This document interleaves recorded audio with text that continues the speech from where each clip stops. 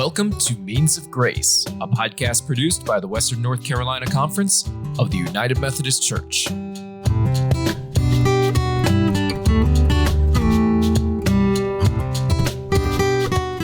Welcome to this episode of the Means of Grace podcast.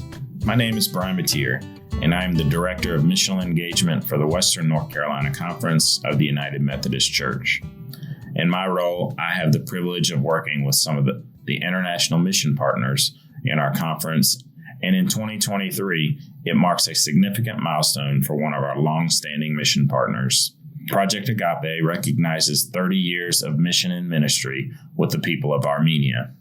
As we celebrate on our past efforts, we also look forward to what God may be doing among us in North Carolina and with our friends in Armenia. We have set out looking for new ways to invite clergy and laity to the work of Project Agape.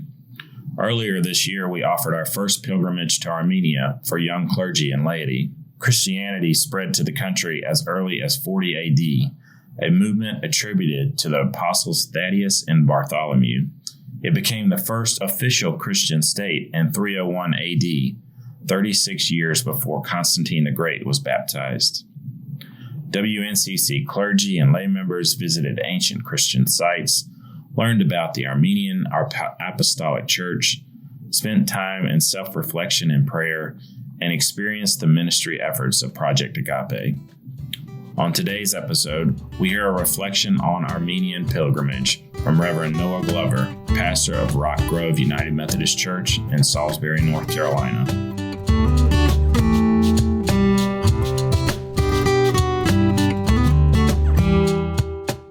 Welcome, Noah. Thanks for being a part of the Means of Grace podcast and for sharing your time with us today and your experience on the young clergy pilgrimage to Armenia. Can you tell us a little bit about why you decided to join and maybe a little bit more about what the pilgrimage was? Yeah.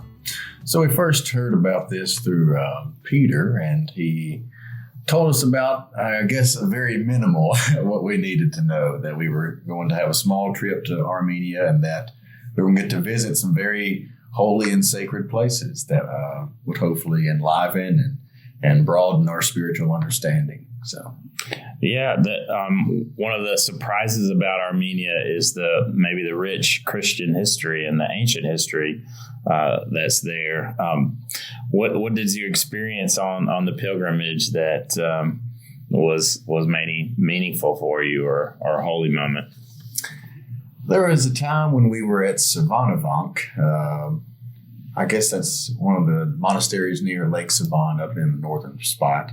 And we were at this Hotchkar cemetery, I think it is. Okay. Where it's just these 10th century crosses everywhere, like graves. Uh-huh. And a giant storm was starting to roll in. You could see the storm clouds over the mountains. You could feel the breeze coming off the big lake there.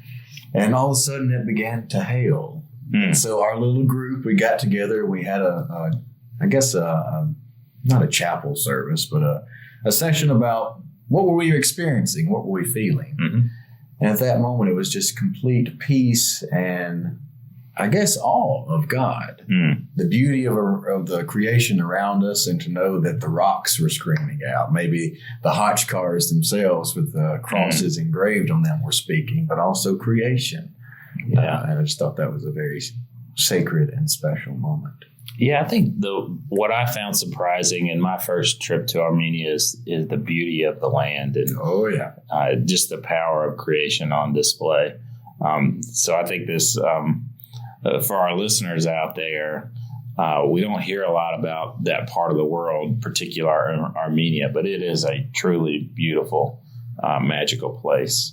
In one of your reflections, you wrote about membership of the community of church, and I really found this interesting and thought this would be great for our listeners to hear. So tell us about that experience.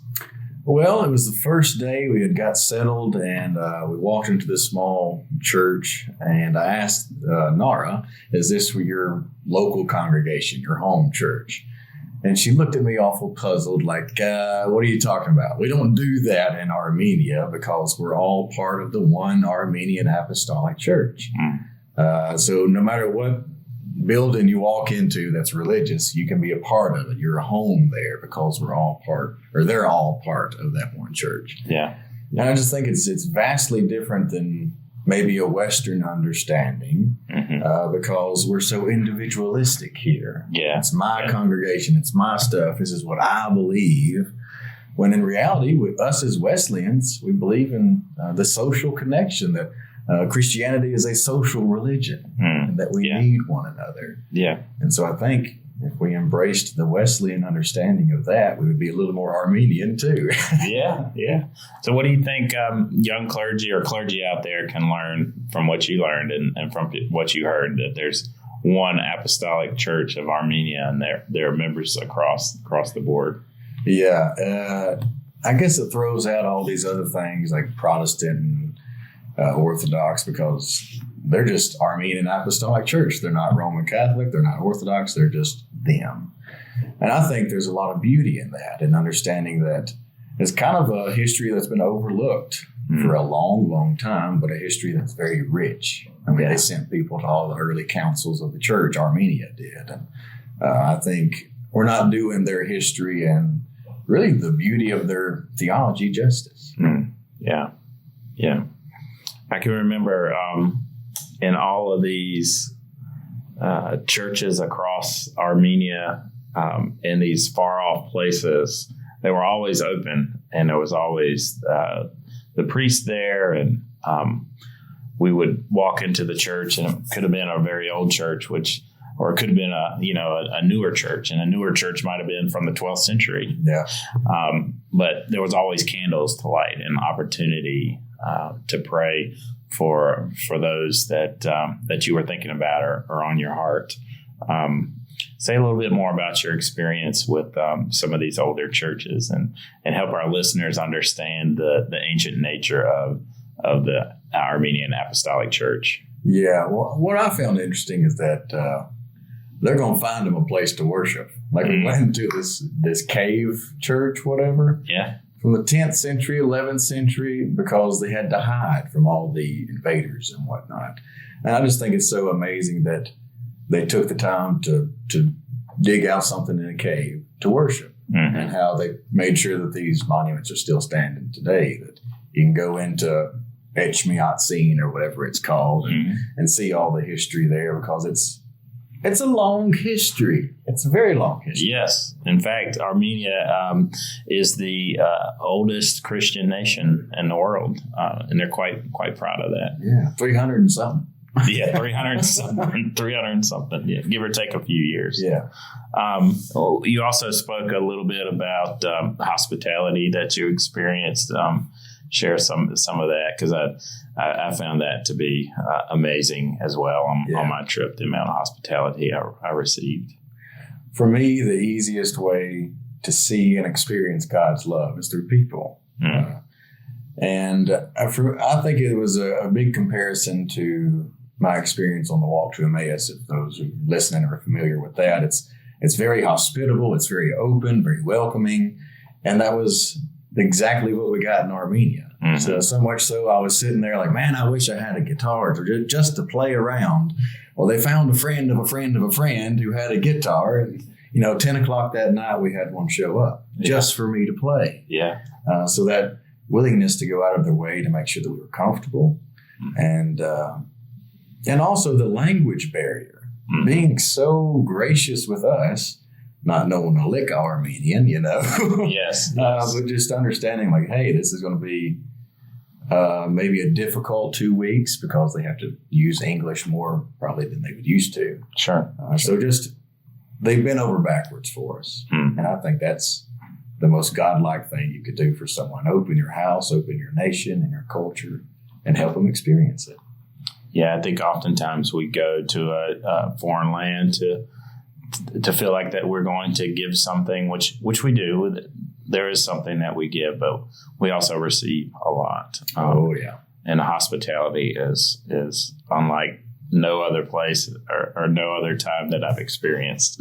Tell us a little bit about how you think this pilgrimage might or has influenced your approach to ministry or your pastoral duties in your community and beyond.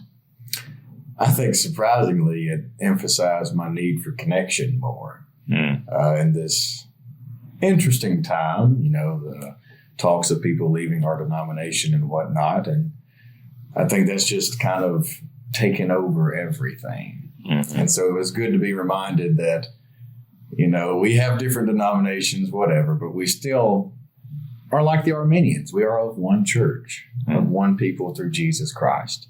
And in this divisive time, I think it's important we remember that. Well said. Well said.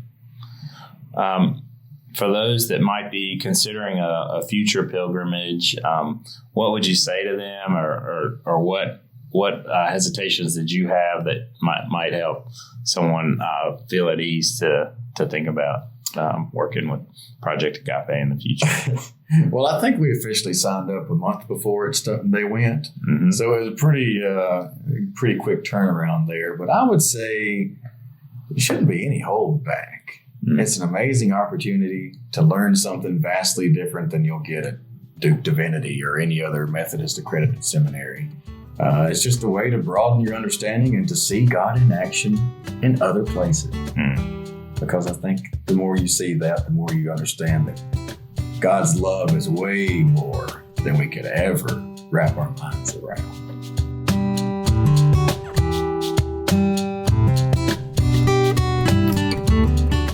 Thanks for listening to this episode of the Means of Grace podcast. If you are interested in learning more about a pilgrimage to Armenia to be offered in the fall of 2024, please contact Brian Mateer at bmateer@wnccumc.org, or visit Project Agape on the Mission Engagement page of the conference website. Also, if you would like to learn more about Project Agape and celebrate 30 years of mission and ministry in Armenia, please join us from 11 a.m. to 2 p.m. on October 21st, 2023 at Mount Pleasant UMC in Greensboro. An Armenian-inspired lunch will be provided. Details and registration are available through the Conference e-News communications.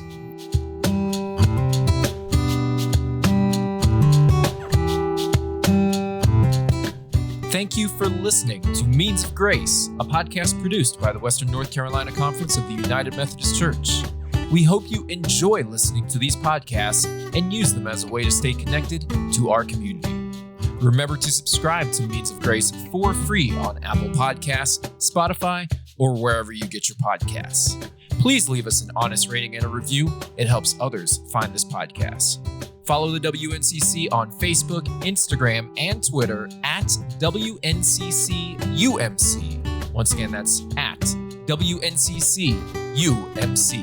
Means of Grace is produced by the Western North Carolina Conference of the United Methodist Church and Andy Go of Gojo Studios.